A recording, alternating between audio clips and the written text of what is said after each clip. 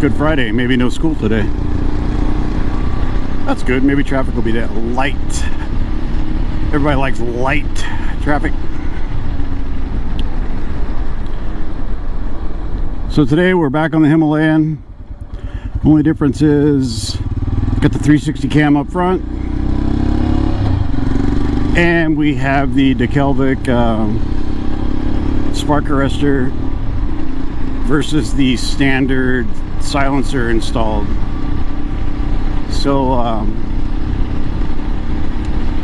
after it gets warmed up here, we'll see how that's working out.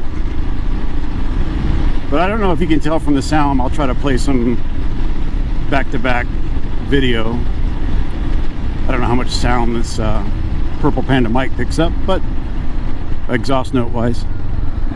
But the spark arrestor is quite a bit quieter. In fact, I would almost say that it's not the same as stock. The previously, about time for a new pair of gloves. Previously, I noticed when I put the standard baffle back in the way I have it jetted, it lost torque. Maybe it gained higher RPMs, more power up high, but I don't know. We're dealing with such a small amount of horsepower here. It's not always easy to tell when you gain a quarter horsepower or more.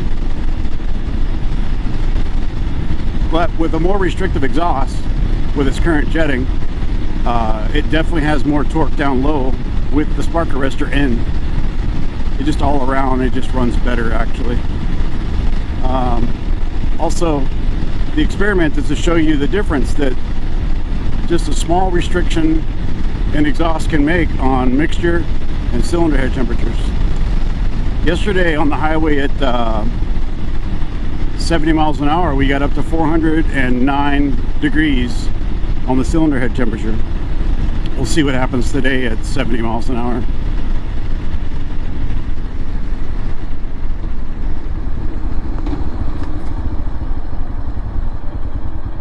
Got my jousting pole out there. Hopefully it's mostly invisible when we use the 360 footage and all you see is me.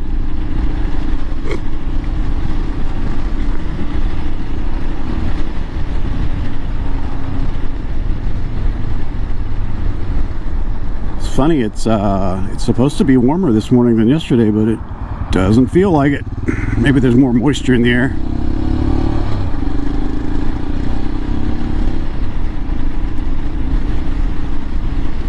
Also wanted to wrap up comparing this to the Versus 300.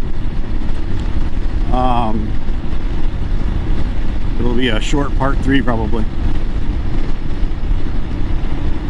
But as I said in part 2, I think if you're looking at either one of these bikes, it's going to come down to, are you spending more time on the street or are you spending more time in the dirt?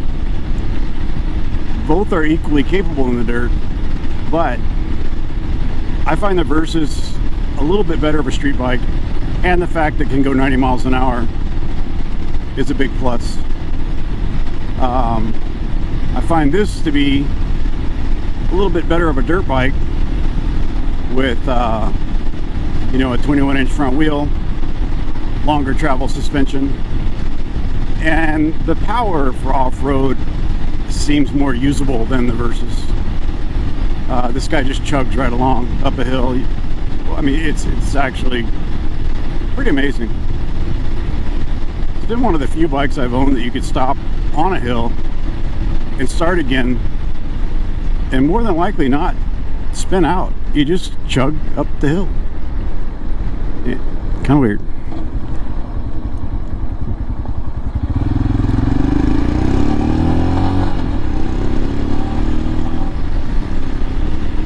Wasn't sure what that van truck thing was going to do. Anyway, so yeah, I don't, like I said before in part 2, I might have said in part 1, I don't think you can go wrong with either one. We touched on there being a bigger support network out there for the Kawasaki, and the Japanese reliability, which is pretty legendary amongst motorcycles. Unfortunately, some people see that almost as boring, like classifying the Japanese motorcycles as not really having any soul because there's too appliance-like, much like their cars. And no offense to Japanese cars, they're probably some of the best in the world. The spark plugs tend to loosen up on this bike for some reason, and I don't know if it's because of the heat cycles. It has to be because of the heat cycles. I mean, I don't know what else could cause the spark plug to loosen up. So you put a new spark plug in, and you're gonna torque it to the value and crush the washer.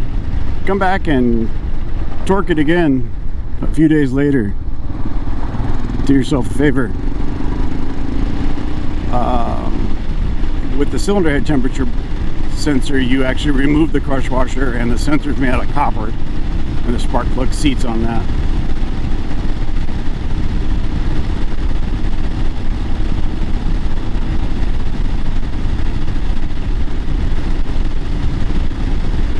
What a joy this bike is to ride, though. I'm pretty sure I need to ride my KLX 300R more.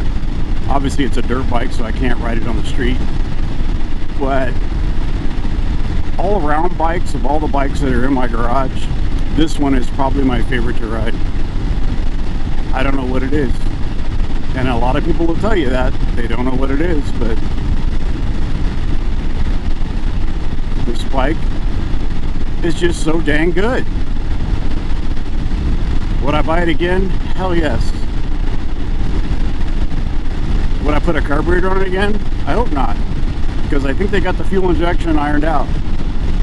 I wasn't willing to wait. I wanted my bike to run better and run right away, and so I spent the money for a carb swap, and I'm kind of glad I did, because I have complete control over the fueling now, no matter what mods I do. So if I wanted to jet it to run with that standard baffle in the exhaust, or no baffle at all, I have that option. If I wanted to put an intake on it with a little larger opening, I could jet it for that. Right now I have a stock airbox with stock intake, and I have a K&N filter. So, and with the Kelvic exhaust, everything else, I think, and that pipeline is pretty much stock. Yeah, no cam, no big bore kit, none of that. I believe this carburetor is from the old BS3 model. That's why it's a direct swap. And it just runs damn good. I don't even know how else to describe it. It runs like it's supposed to. It runs better than my fuel injected bikes, which is really weird. Fuel injection on bikes is so lean right now that any new bike you buy is going to be, you know, faced with that dilemma. It's going to be lean, and that's just the way the government wants everything to run now, until we switch over to batteries.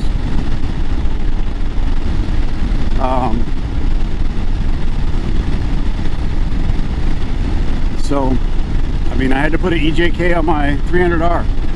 That thing runs so lean, the head pipe would glow red. I'm not even kidding you. Look on the internet, look it up. KLX 300 header glowing. Craziness. I mean, any header will glow, right? So back in the day when I worked for Kawasaki, I had a KZ750. I forget the designation on it. It was similar to the KZ1000J model, except it was a 750. And had a Kirker exhaust on it. And I don't think I had K&Ns on it, because the K&Ns pods were a huge pain in the ass. Of course, you know, we made a crap ton of money off installing them for people, but because I was the one installing them, I got to see the value, which was zero. But anyway, I had that KZ750 with a Kirker exhaust on it, and one day we were leaving work. This is when I lived in Alaska. It was a little cool out, so I started it up with a choke on, until it would idle, then I turned the choke off. And then I got distracted and someone called me to come inside. Something about maintenance on another bike. Somebody was working overtime and staying late. Then I'm like, oh crap, my bike still idling. I went out there, and about 6 inches down the exhaust from the head, all 4 cylinders glowing red hot. So it's not an uncommon thing if you let a bike idle with an aftermarket exhaust, or in this case with a stock exhaust, for an extended period of time. The exhaust is going to get hot, and I think these single wall tubes are definitely going to glow. I don't know that that ever happened on this bike. I don't know that it runs that lean. Well, mine definitely doesn't run that lean, but I mean, it could happen on any bike, you know. And you've got KLX 300 guys freaking out, especially the new buyers, new owners, new riders. Like, no, it's not normal, but yes, it can happen. But they refuse to accept that excuse, you know. I mean, not excuse, but explanation. Well then, you know, if you refuse to accept that, then don't let it idle. It says right in the owner's manual, do not let it idle more than 5 minutes. Big text. So, you know, RTFM, and you won't have the problems you have.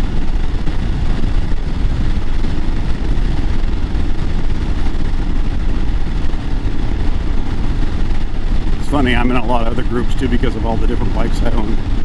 The KLX 140 group is probably the funniest. It's like, where do I buy plastic? I broke my side cover. Where do I buy a jet? Where do I buy a spark plug? I was like, where did you buy your bike? And even if you bought it used, do you have a Kawasaki dealer in your town? Because they sell every single part, if it's available, for your bike, including various jet sizes. It just kills me.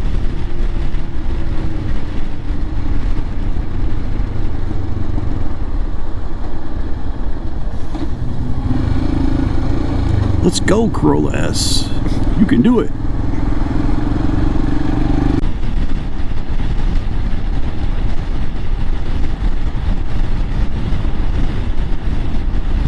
The grips feel good this morning.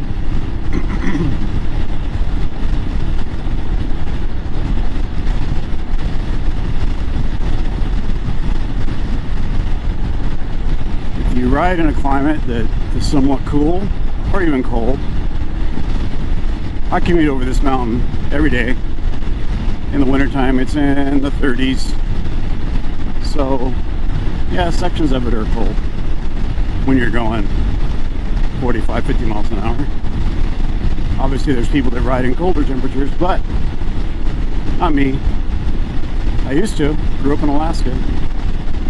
We rode until there was ice and snow. But anyway, back to the cold. If you ride in a climate that's cooler, man, get yourself some heated grips. It's just all the difference in the world.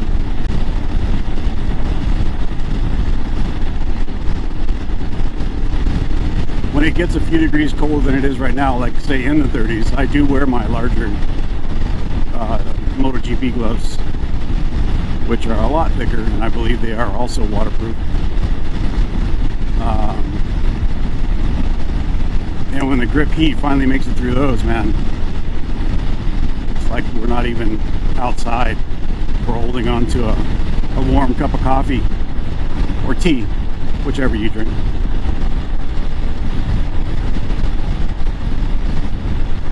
So yeah, I mean, these are Oxford Adventures. They fit on the Himalayan fairly easily. The Himalaya, a lot of new manufacturers of new bikes, they actually vulcanize, or whatever you want to call it, glue the damn grip to the throttle tube, and it's annoying. You literally have to carve it off. On the Himalayan, the grip does come off, but you end up with a throttle tube that's lumpy and bumpy and all kinds of porcupine ridges and grooves sticking out of it, so you have to shave that down. So you really have to take all this apart to do that. I mean, you don't have to, but I took it all apart so I could use my belt sander, my bench belt sander on it, and get it nice and smooth. And then slide your grip on with the included super glue and put it back together. as far as battery power, before I made this Enduro transformation, I had a voltmeter on this guy with a USB plug, which I need to put back on. Gonna need USB power. There really wasn't much difference when you're riding in the voltage, as long as you're moving forward, right, and your RPMs are above 3,000 or 2,000. The voltage dropped maybe half a volt, not even that much really, between the grips being on or off. So not really an issue there.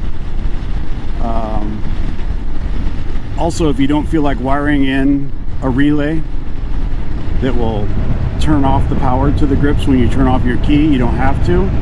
It has an auto off feature. I think Oxford describes it that it senses the engine running from vibrations.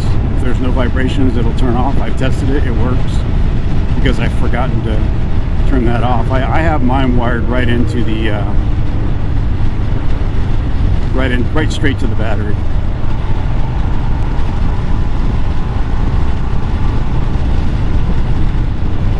I mean, I don't know what the cylinder head temperature was yesterday in this section. I could probably look at the video and see, but we're at 330 right now, 335, 60 miles an hour. Pretty much the same atmospheric conditions as yesterday.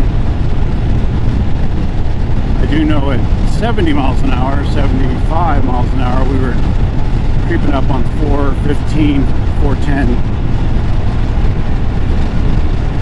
That'll be the true comparison, I guess, since I took that data point. So, on average, I think my cylinder head temperature right now is 20-25 degrees cooler with the spark arrestor in, and I definitely have more initial roll-on torque.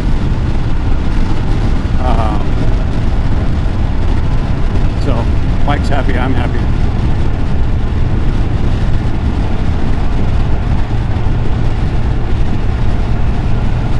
Spark plug reading on this guy. It has dark brown to black around the outside edge and a chocolate insulator and tip. The very tip of the tip goes from chocolate to almost tan, but it's the perfect example of a perfect burn in a combustion chamber if you judge your mixture by reading your spark plugs.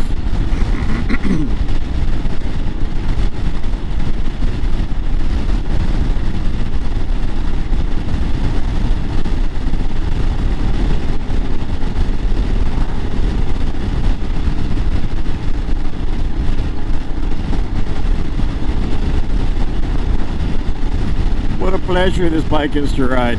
I just love it.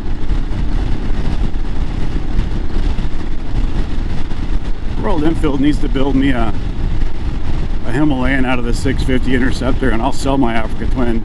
I'm not even kidding. I've actually thought about selling my Africa Twin and buying an Interceptor and building my own Himalayan.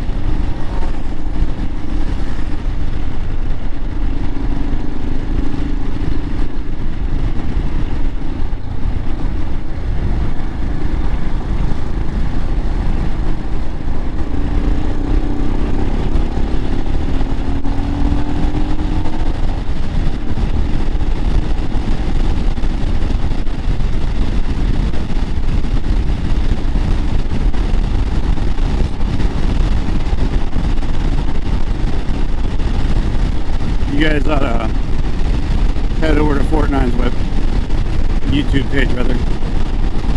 He has a lot of cool videos, but I like the one he does on leaning, counter leaning, whatever. Pretty good explanation of what's going on there.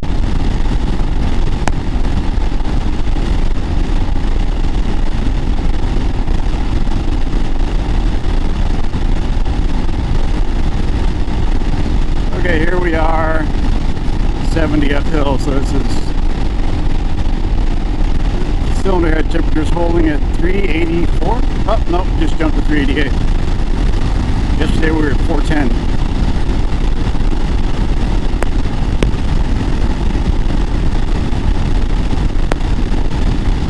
We are going uphill though, so let's let things mellow out here.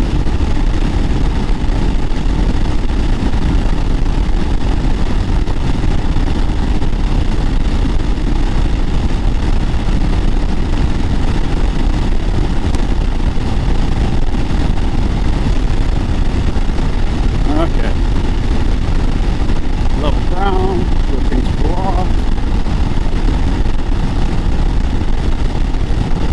I actually have to roll off the throttle a little bit here to keep from going too fast. Because I think our data point was 70 miles an hour, right?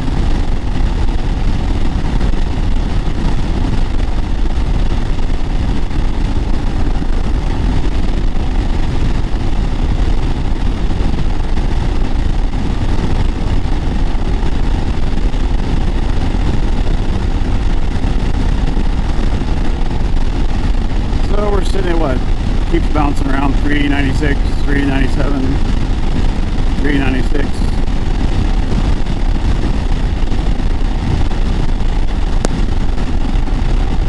So yeah, maybe 15 degrees cooler with the spark arrestor in. Oh, we're still dropping. So now we're at 20 degrees cooler with the spark arrestor in. Now we're on perfectly level ground.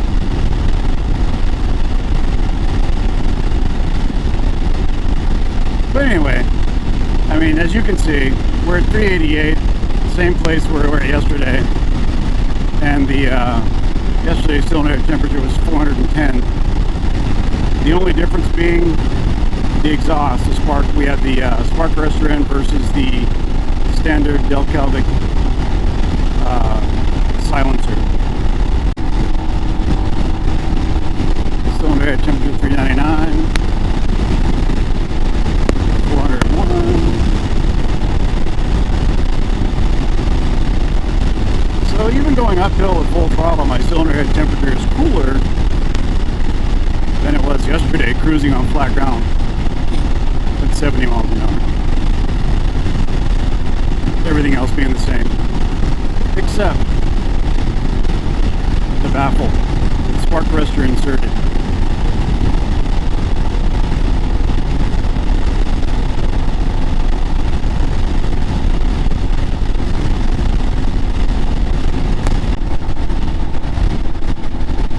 Yesterday, someone made a comment about how light the traffic was on this California freeway. Well, as you can see there, this is a toll road, not a freeway.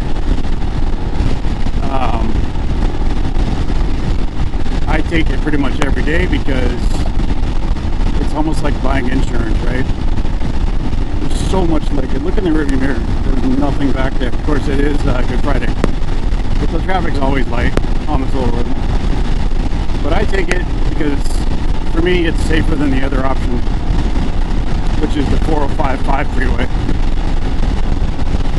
which is a loony bin that moves down the road at 90 miles an hour.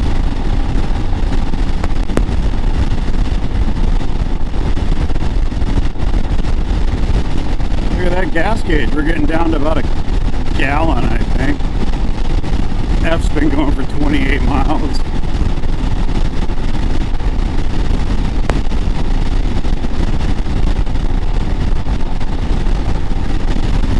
I'm going to have to switch over. I did notice the bog, so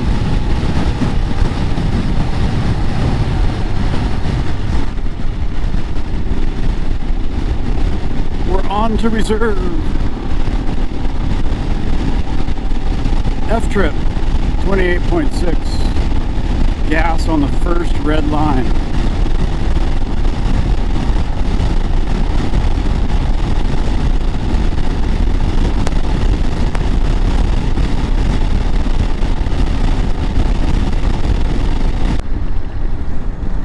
Pretty tough looking Bronco here.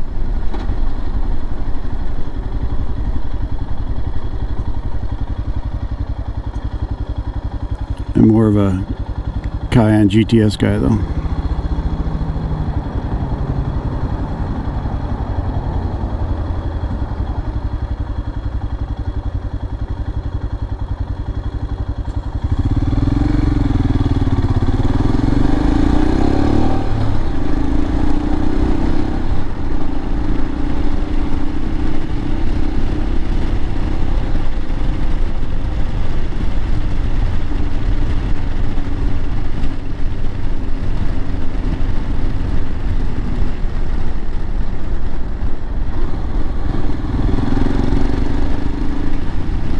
Hey look, one turns green, one turns red. You guys might want to work on that.